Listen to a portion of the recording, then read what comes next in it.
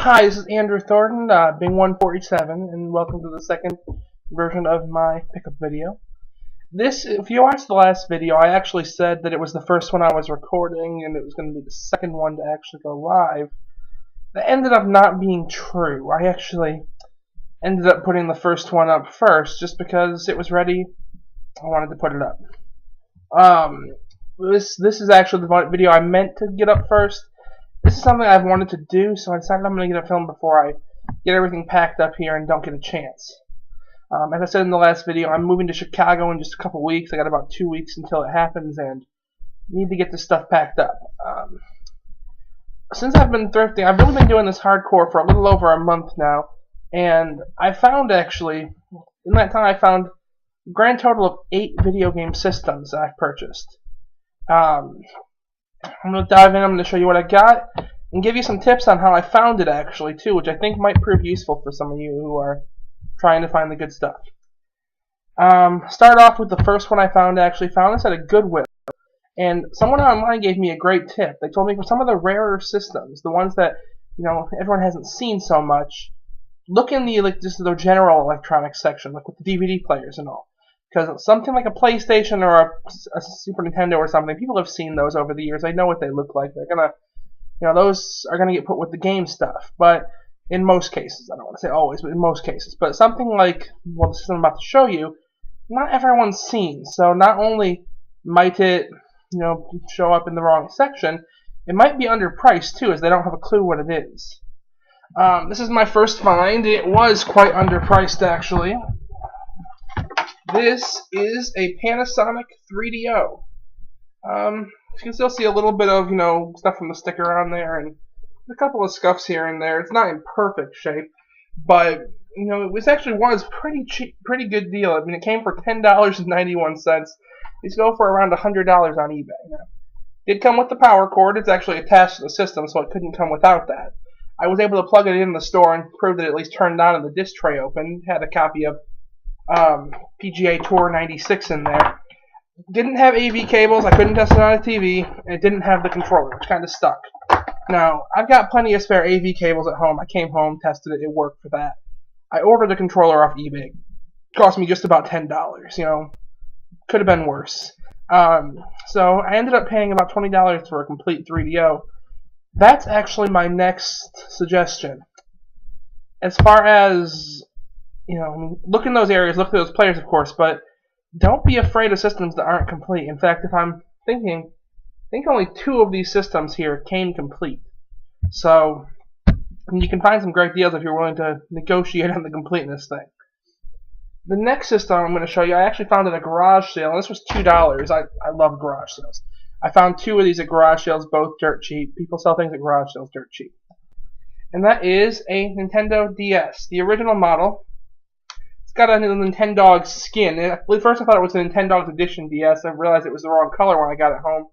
It's just a skin that they put on there. I could peel it off if I wanted to. I may do so at some point, but got it home to find out.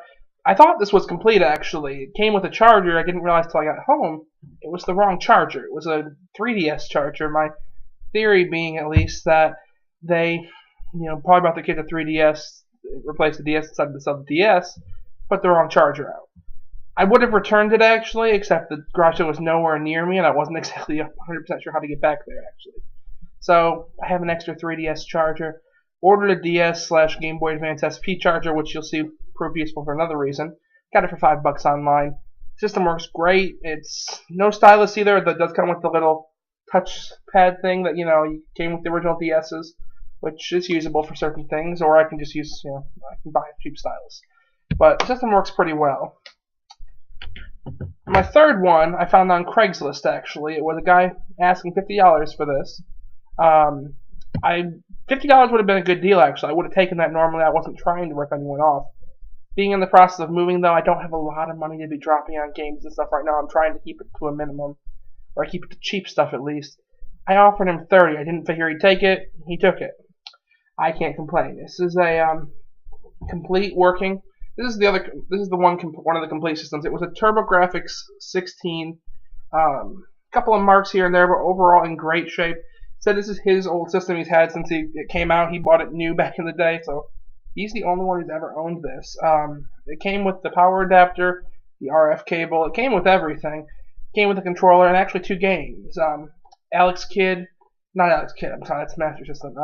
Came with the famous one. Well, it came with China Warrior, I know, and God, that's gonna drive me bonkers. The other one, Keith Courage, that's it, Keith Courage, and it came, both games had the manuals and the cases. It was great. The system works great. I've tried it out. I'm happy to have it. $30. That's the most expensive one I've bought, actually. I've spent a combined $70 on that, and that's almost half of it right there. But I've always wanted a TurboGrafx and never had one, so now I do. The next system was my other garage sale find, and it's actually the other complete one. This is an original NES. Now, we all know what an NES looks like. Inside there was a game. It had a copy of Super Mario Brothers, the original, in there. Not the Duck Hunt version. It's kind of a shame because I like Duck Hunt, and Duck Hunts are cheap. But I'll get a copy of Duck Hunt at some point. A little dirty, and came actually in a Super Nintendo box. I was walking up to the sale, saw a Super Nintendo box with $3 on it. I thought I found a Super Nintendo complete. Turned out it was a Nintendo, but what can I say? It came with 2 controllers, all the cables, and a game. $3. I certainly wasn't going to complain.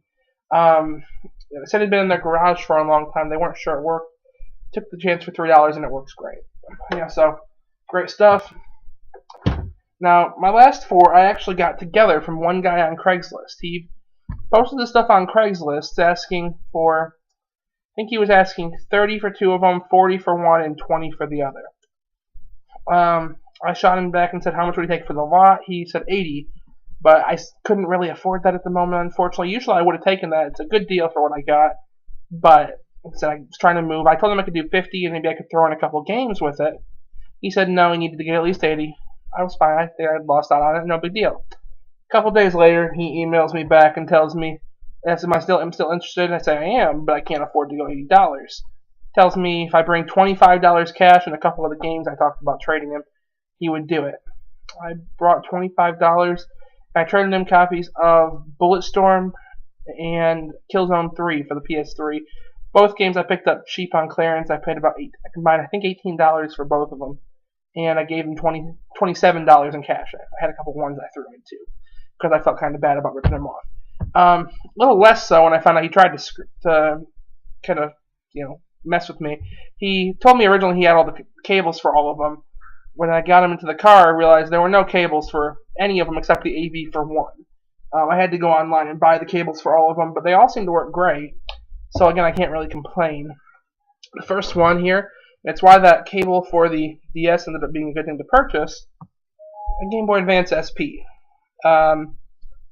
In great shape. I don't know if you can see. There's not really a lot of scratches. It's very good shape. It's the nice black one. A couple scratches on the back there, if you can see them. Probably not high enough in resolution, but I couldn't complain for the price, and it works great. All the buttons work. It feels like it's never been used hardly. These 4 systems were filthy, like literally disgusting. I wouldn't have purchased them when I got there if it was for more money. If I was actually paying him $80. I would have been mad when I saw the condition of these. For $25, I brought them home, broke out the sanitation wipes, and went to work for about an hour and got them clean. Mostly clean. Next, the 2 that he was asking 30 for, I've got a Sega Genesis here.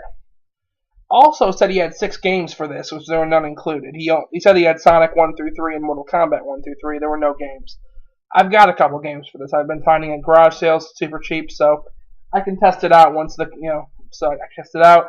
Came with 1 controller. It works. I'm happy for the price.